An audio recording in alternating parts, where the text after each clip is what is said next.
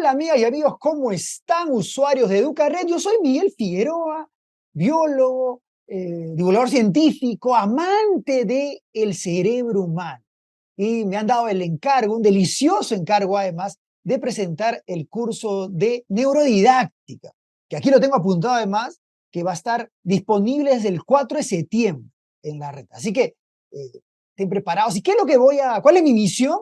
Es comentarles un poco de qué trata el curso, porque lo he revisado, me han dado la oportunidad de hacerlo y he encontrado cosas muy interesantes y voy a hablar sobre ellas y sobre algunos otros conocimientos que tengo en mi haber. Entonces, listos para esta pequeña reunión, que además es bastante corta. Una de las cosas que más me ha gustado del curso es cuando han empezado a hablar de neuroplasticidad. Y efectivamente es un asunto que ha cambiado en los últimos años. En los 90s y un poco más incluso hasta los 2000 se consideraba que el cerebro es una máquina que luego de un cableado inicial no se conectan más neuronas. O sea, las neuronas que han estado conectadas y han estado entrelazadas unas con otras hasta cierta edad, eso se queda para siempre.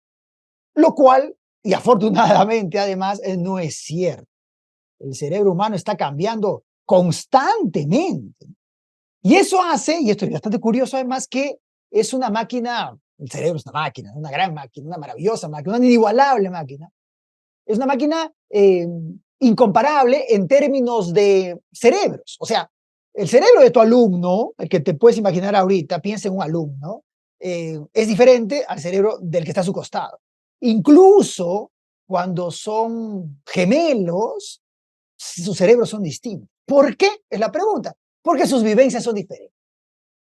Y las vivencias hacen de nuestro cerebro. O sea, si tú has vivido con tu hermano o con tu hermana, ¿no? Desde nacimiento han crecido más o menos en el mismo ambiente, pero no hay forma de que reciba los mismos impulsos. Pueden ser parecidos, pero no iguales. Ahora, eso empieza a distanciarse si es que estás claramente en un salón de clase donde los niños y niñas vienen de otros lugares, de otras crianzas, han tenido otras experiencias.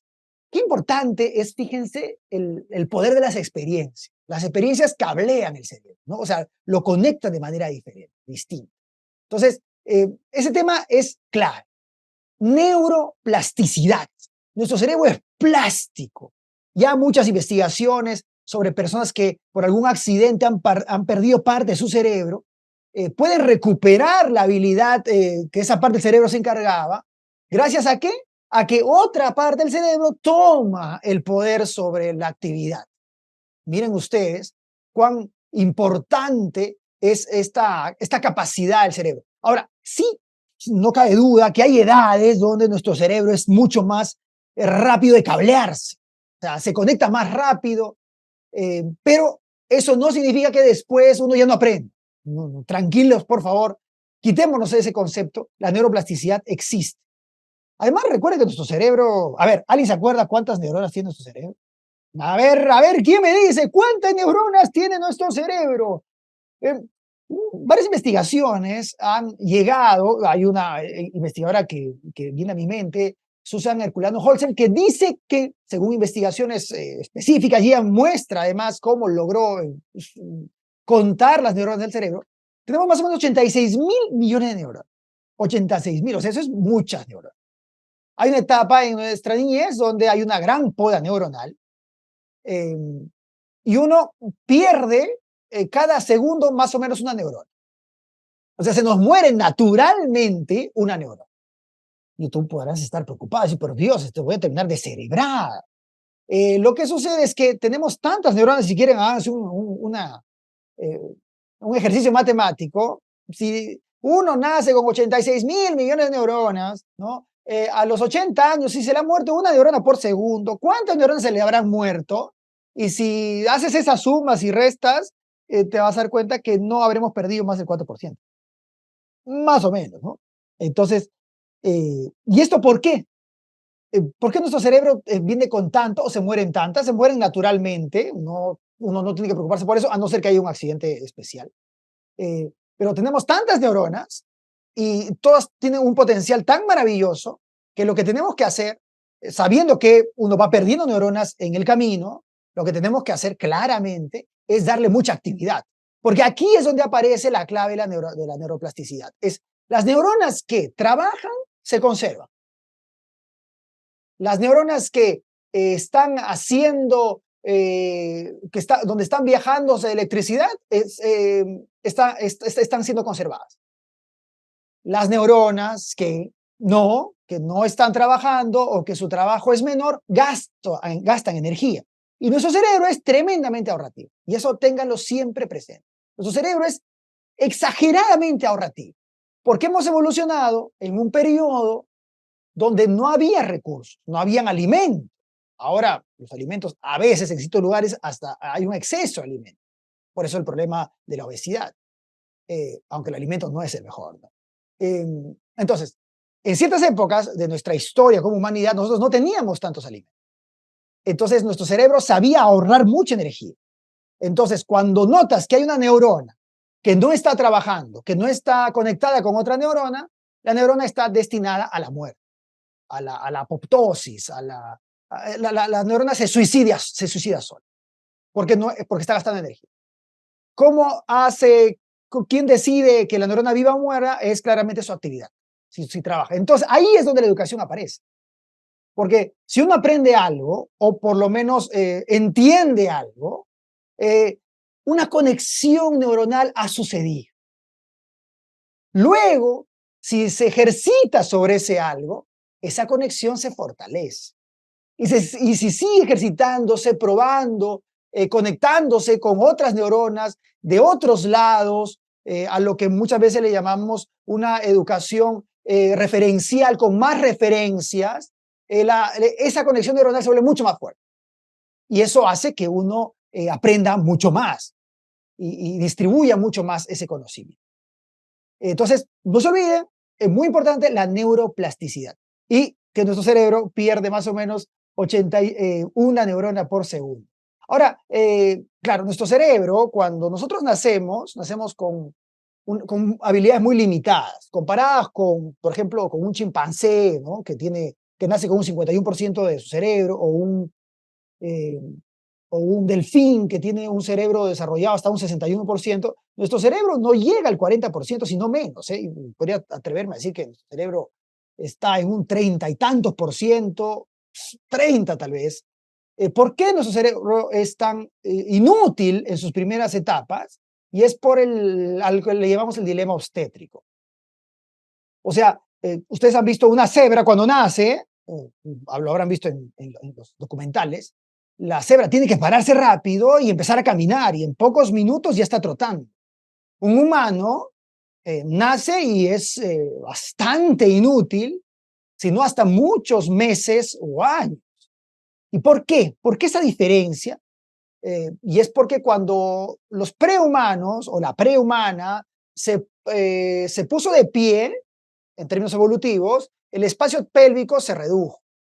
Y al reducirse, un cerebro muy grande, muy desarrollado, no hubiera podido salir de ahí. Entonces, ¿qué hizo la naturaleza? Es mandar un cerebro en construcción, un cerebro inmaduro, en maduración, apocopado, ¿no? Disminuido. Y eso, por eso es que el bebé es bastante precario en habilidades. Pero eso que puede ser y parecer una dificultad, en realidad se volvió una oportunidad, porque cuando el cerebro vino tan inútil, tan deseoso de aprender, tuvo que aprender de afuera. O sea, tiene más espacio para aprender de afuera. Mientras que el cerebro del chimpancé o que el delfín viene con gran parte de su disco duro lleno, el cerebro humano no. Llega con un cerebro de 30, 20% lleno y los demás vacíos. Entonces hay mucho para aprender. Y ese aprendizaje cultural es lo que nos lleva al siguiente nivel en el mundo frente a las otras especies, ¿no? Esto es un tema bastante curioso. Los que quieren un poquito más de información sobre esto, por favor me escriben, ustedes ya saben ubicarme en las redes, escríbanme para preguntar un poco más sobre esto, esto se llama el dilema obstétrico, también lo pueden buscar por ahí a sus autores favoritos. Otra cosa que es que el curso aborda con mucha paciencia y con una estructura bastante bien organizada es sobre la memoria. Lo tengo aquí apuntado, sobre la memoria la amígdala y el hipocampo. Aquí tenemos a nuestro maravilloso cerebro humano. Un aplauso para el cerebro. Aquí está nuestro cerebro humano. ¿Cuántas neuronas? Ya les dije cuántas neuronas.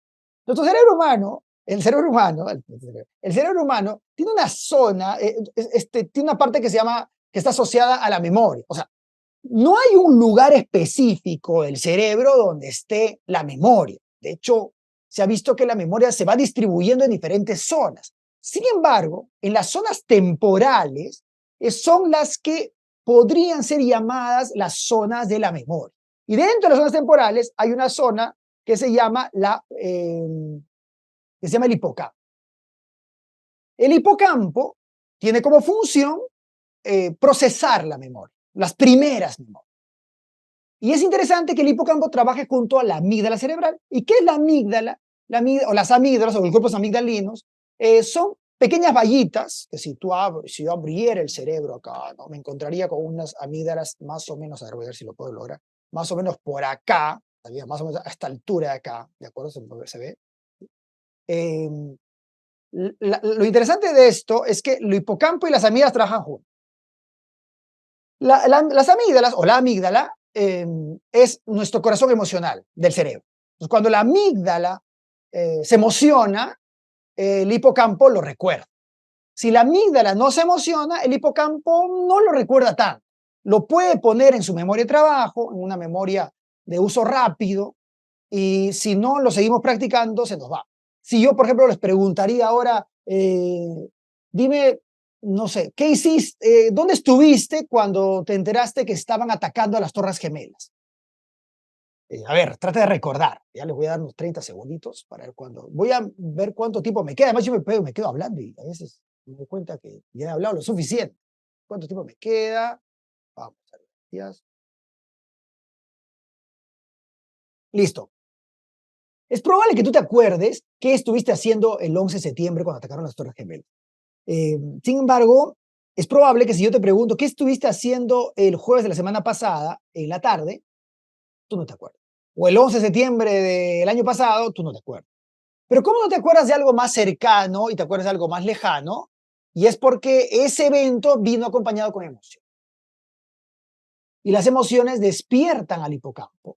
Y el hipocampo se estimula y le dice a la amígdala, amígdala, amígdala, ¿lo tengo que recordar? Y la amígdala le mira con ojos de fuego y le dice, sí. Y el hipocampo lo recuerda. Esto transformado a un espacio de aula, ustedes pueden imaginarse todo lo que hay para decir. O sea, la clase tiene que ser un espacio donde las emociones estén vivas, donde haya mucha sorpresa, mucha noradrenalina, donde los estudiantes no vean siempre lo mismo en el mismo orden y en la misma estructura. Que un día el aula esté de cabeza, que un día en vez de narrarse una historia contada verbalmente, se narre solo con gestos o con música. En fin, o sea, sorprender a la audiencia, sorprender a nuestros estudiantes parece volverse una norma. Es fundamental que planifiquemos la sorpresa y que seguramente en esa planificación nosotros nos sorprendamos también. Pero clave es lograr que los estudiantes sientan que el aula sea un espacio con cierto nivel de anarquía, ¿no? O sea, que haya un control, pero dentro de ese control hay un descontrol. O sea, dentro de lo establecido, de los objetivos, dentro de ese espacio, y en busca de eso, además, haya cierto nivel de locura fraterna, de locura entusiasta, para que los estudiantes no vayan a probar, ¿no? Como decía Ramón Barrera, sino a probar. Parece lo mismo, ¿no? A aprobar y aprobar.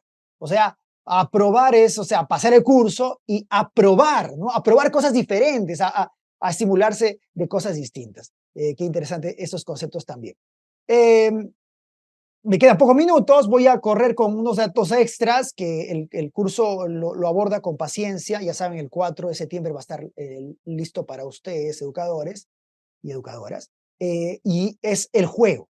Se habla, hay momentos que se hablan muy bien del juego, sobre por qué el juego es tan importante, sobre qué hace que el juego genere tanta atracción.